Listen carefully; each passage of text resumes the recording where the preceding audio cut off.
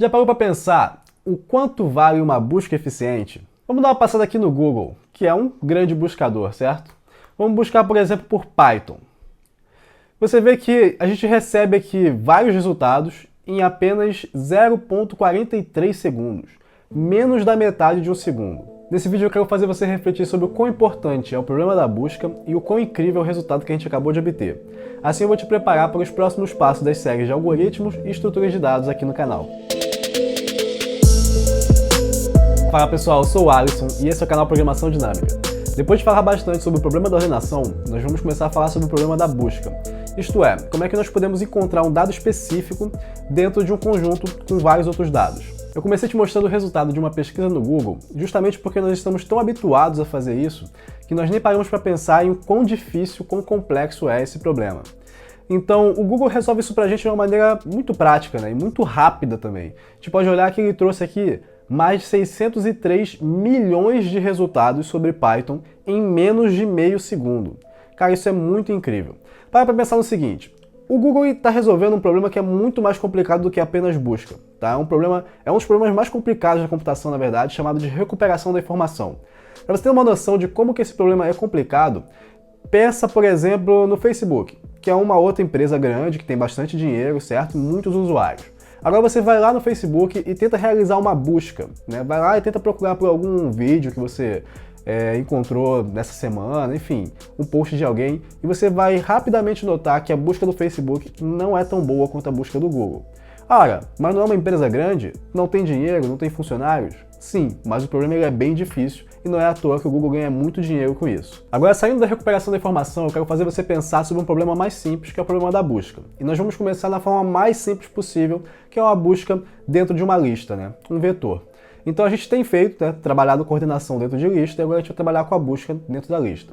Pensa o seguinte então, se ao invés de ter toda a estrutura que o Google tivesse e tal, ele tivesse apenas uma lista, com, por exemplo, 10 bilhões de registros, né? Termos, palavras, coisas que você pode pesquisar ali.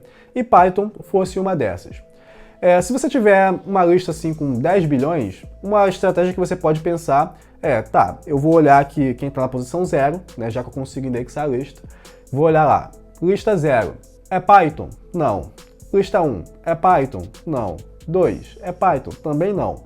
E assim você vai seguindo, e eventualmente você vai topar com a palavra Python, que é o termo que você estava procurando, certo? Qual que é o problema dessa abordagem? É que, no pior caso, você vai fazer 10 bilhões de operações. Como assim pior caso? Bom, a gente começou por uma ponta da lista, né, lista 0 ali, o comecinho, e o Python pode ser que ela esteja lá na última posição, certo? Então você andou do índice 0 até o índice 9 bilhões, 999 milhões, 999 mil e 999, né?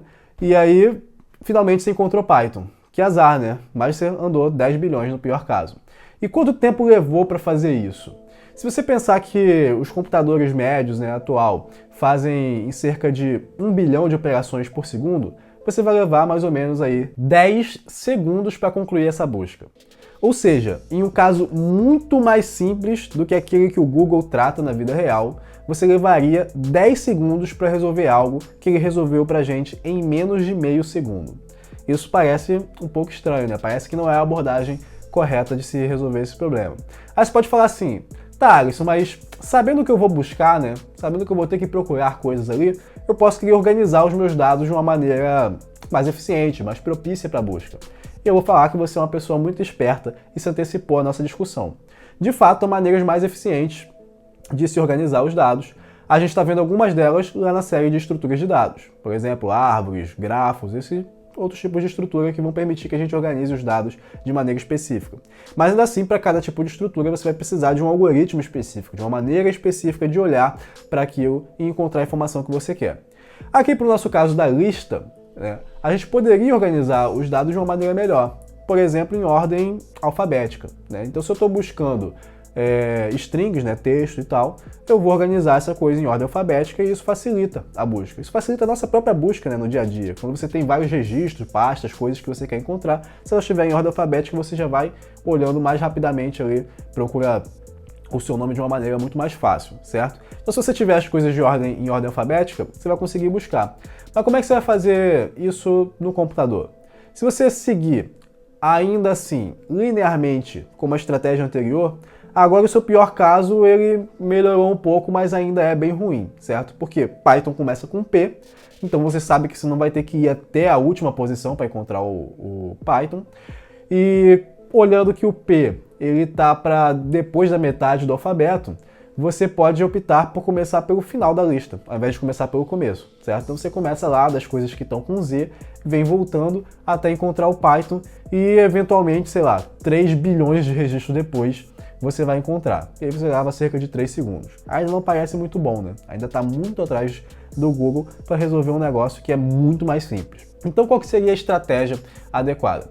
A estratégia adequada para resolver esse problema é um algoritmo chamado busca binária, que vai ser objeto de estudo no nosso próximo vídeo aqui na série de algoritmos. Para você ter noção do nível de eficiência que a gente vai ganhar com a busca binária, pensando nesse nosso exemplo de buscar algum dado dentro de uma lista de 10 bilhões de registros, a gente teria que fazer apenas centenas de operações ali para encontrar qualquer coisa, tá? Independente dela estar mais para o começo ou mais para o final, qualquer coisa que você tente buscar nessa lista ordenada com 10 bilhões de registros, você vai fazer apenas algumas centenas de operações.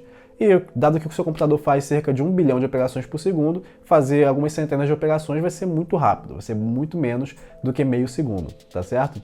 Então essa é a diferença entre você fazer uma coisa que está na casa de bilhão para você fazer coisas que estão na casa de centenas, tá? Uma diferença de ordem de grandeza muito grande. Então a partir de agora a gente vai estudar alguns problemas, algumas formas de resolver o problema da busca. A primeira delas vai ser em cima de listas, realmente, com esse algoritmo que eu vou te apresentar, a busca binária, que funciona exatamente quando a gente tem uma lista já ordenada, tá? Depois disso, a gente vai ver como que a gente pode encontrar dados em estruturas de dados um pouquinho mais complicadas, né? Então, as séries de estruturas de dados e de algoritmos, elas vão caminhar juntas ali, a gente vai ver coisas como encontrar dados em árvores, em grafos, a gente vai construir listas de prioridade, trabalhar com tabelas de hash, esse tipo de coisa. Então é isso, pessoal, esse vídeo vai ficando por aqui. Espero que você esteja animado para estudar o problema da busca e que também tenha tido uma noção de que utilizar o algoritmo certo pode ser a diferença entre você conseguir resolver o problema muito rápido e você talvez nem conseguir resolver esse problema num tempo hábil. Então aqui a gente deu um exemplo que você levaria alguns segundos para resolver, mas há casos em que a escolha de algoritmo inapropriado, tá, para a solução pode fazer o programa ficar rodando aí indefinidamente, tá? Mais tempo do que a gente viveria aqui. Se você gostou do vídeo, não esqueça de deixar o seu like, nem de se inscrever aqui no canal para dar aquele apoio ao trabalho. Muito obrigado e até a próxima!